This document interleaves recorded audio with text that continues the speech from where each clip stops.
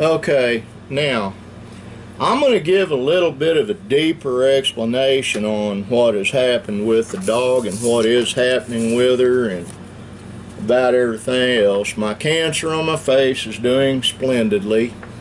Growing by leaps and bounds. Actually, no, it's doing what he said it would do. Then I go in later to get a part of it cut off.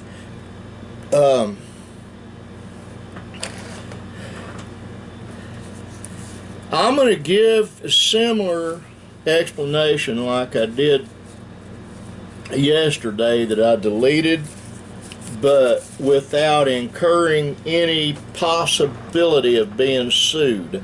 Lawyers are expensive. Okay, here's the deal, folks. A couple of days ago, the people that owned the Rottweiler named Cody came to get her. They proved she was theirs.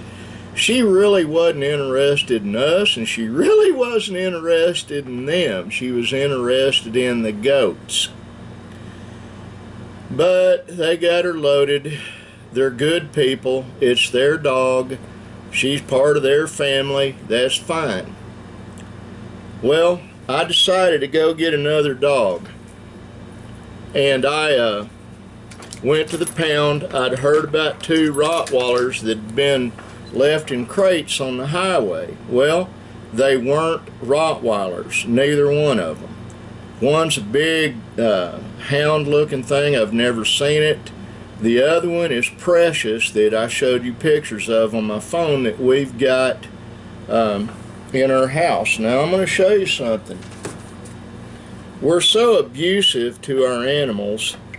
We really are. We beat them. We don't let them have any fun ever.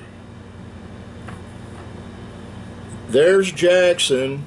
The little one is Jackson, Aurora's dog, and that's Precious laying on the floor where it's cool and resting. You can tell that she's skin and bones. We never feed them. We beat them regularly, and I'll get to that in a minute. I got a funny story to tell. But anyway, there's a lady that has a local quote-unquote animal rescue. I went with my friend Dale, looked at Precious. She was very subdued. The other dogs were going crazy. They were wanting out of there. She just was subdued. I stuck my hand through the fence, loved on her. Anyway, so I went to the bank to get money. I never carry money on me, hardly at all. My philosophy is if you got it on you, you're going to spend it. So I went and I got a little bit of money out of the bank, and Dale called a woman that came down, and I recognized her from the restaurant I was eating at regularly, that she worked for the gal that owns the restaurant, has animal rescue. I thought we were friends. Anyway, the other gal, the gal helped Aurora and I get Precious loaded into the car, brought her back to the farm, let her run around the yard enjoying it and smelling everything and licking everything and just seeing all the sights. Then we got the other dogs outside Nobody tried to hurt the other. They just fell in love, basically. Except for Linda's dog, Oliver, but he's a little Jack Russell Chihuahua mix, and he's an idiot anyway, but we love him. But he has stopped growling and snarling. They're finally realizing she's here to stay. So, I see a vehicle pull down into our driveway. I was already in my evening clothes. I wasn't I was dressed for the evening. I wear shorts and a t-shirt and lounge around, do nothing in the evenings. This lady that has animal rescue showed up, and basically she spoke with my son Benjamin over at his place and looked at the goats, and then she came up on the porch and told me I came to get the dog. And I said, what, you talking about the one I just bought off the pound? They didn't have a right to sell it. They don't run that pound, I do. And those are the exact words she said to me.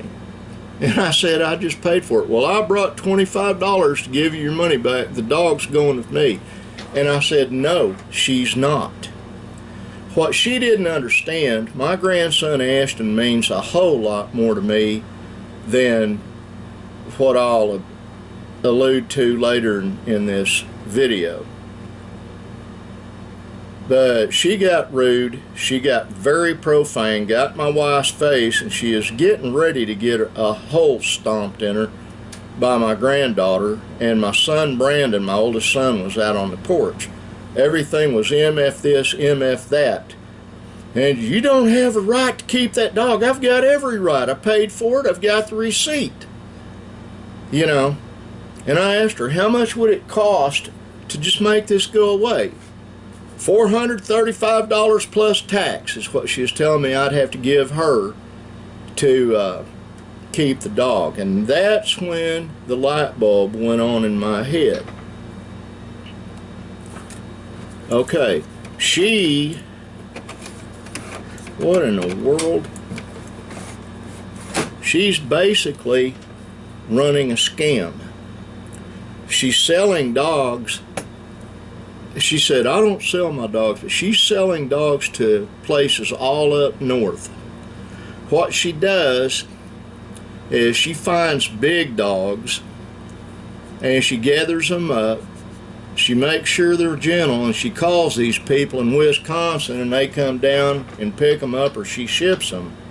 So that means the two dogs, she's accusing me of stealing one of them from her, make her $435 each. In other words, $870 plus tax. And she's got a scam going, in my opinion. I'll add that's my opinion. I don't know all the ins and outs of her business. I don't care. But what I do care about, that I was going to bring up, Ashton was heartbroken when the dog we call Baby had to leave. And I looked him in the eye and promised him, this dog's staying, nobody's going to take her away from you. And I have the receipt for her, plus Monday afternoon at 3 o'clock, my granddaughter and I are taking her to Arbuckle Veterinarian Clinic, and Dr. Collins is going to go ahead and draw blood and do all the tests and give her all the shots. And then a couple of weeks after that, I'm getting her spayed. There's no male dog here that can get her pregnant. I'm going to get her spayed. She has a better home than she's ever had. Period. And she doesn't have to worry about us putting her in a crate and leaving her on the side of the road, as my friend Chris Kimball said. Now the little bit of the funny part. Oh yeah, I talked to Dale. He talked to the folks that are at the pound. The guy that actually runs the pound, his name's Chipper. He said that there was no hold placed on those dogs. He didn't tell her she could have the dog. Now, a lot of people would say, well, it's just a dog. No, like my friend Beth Kurtz said, She's our fur baby. We've got 4 of them now. It's a nice balance. Nick and Cheyenne have the Doberman. Aurora has Jackson. Linda has the Jack Russell miniature mouthy dog. And Ashton and Brandon have her. And I've got all of them. That's how it works. We have a very big house, plenty of room. It's clean. It's lived in, but it's clean, and those dogs have a great life. We're getting ready to put the pool up tomorrow and Sunday and fence it off and all that. And she'll have even a better life, because I'm thinking I'm probably not going to be able to keep her out of the pool, and I'll tell you why. And that's fine, we'll just clean it. We have goats. Everybody knows that. And there's a low spot between the double gate and their paddock. She jumped the fence. Now I'm telling you, when I said she jumped 3 foot in the air flat-footed, I was not lying. She, boom, boom, boom. She was glad to see me. She wanted to come home with me, and she is home, her forever home. The intrusion by the lady with the dog rescue caused me to do something I hate doing. I had the boys go pick up a couple of no trespassing signs. They're on either side of the gate, on the post that hold the gate. No or private property keep out or something. I think it just says keep out private property or something like that. I hate doing that, but I want to be within my legal rights, because another friend of mine, I'm not going to name, told Nicholas that this gal that has the dog rescue steals dogs. Whether she does or not, I don't know. But it would tend to make sense, because she makes money off of the dogs. Let me explain something. The restaurant she's got feeds the people working there. It does not make a lot of profit. She's been in trouble for not paying taxes on that place several times. Not casting aspersions. It's a matter of public record. So where is the money to keep the dog rescue and all that property up? Where's it coming from? Donations? No. She's selling dogs. She's running it as a business, even though it's a 501(c).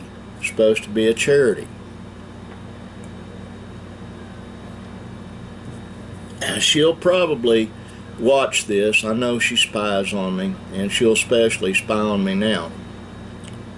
She needs to be real careful picking a fight with me.